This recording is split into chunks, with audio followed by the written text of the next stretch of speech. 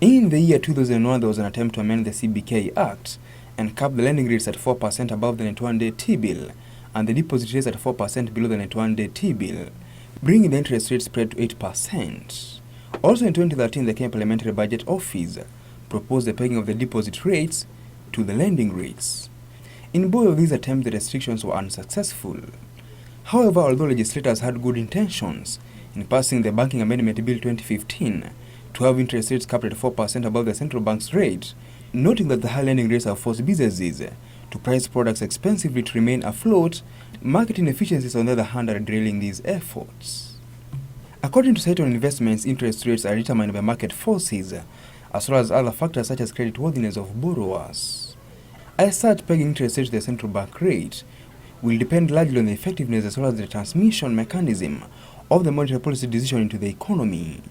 And although the monetary policy is gaining relevance, analysts know that Kenyans are yet to see it as a true pricing mechanism for investors and banks. To go the way where we see the common mwananchi will benefit, and also they will be put into check so that they can also be able to not to look at their profits, but the benefits their customers reap from their services. Any control of interest is also assuming that it will control the price that the debt investors are putting the money in Kenya.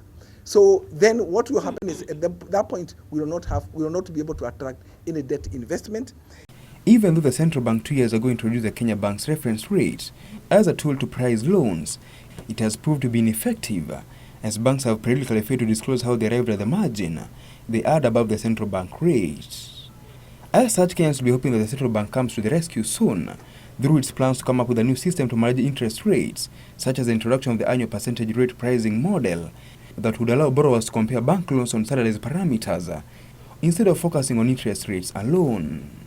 KBRR, yes, the KBRR was adjusted, as you correctly said.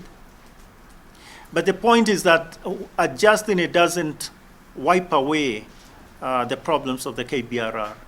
Those problems still remain, and we need to deal with those problems. So yes, we intend, and more than intend, I have mentioned this before, that we intend to change it and have something else that aims to do what the KBRR was intended to do, but doesn't have the problems of the KBRR. Nicholas Ndwati, News Hour Business.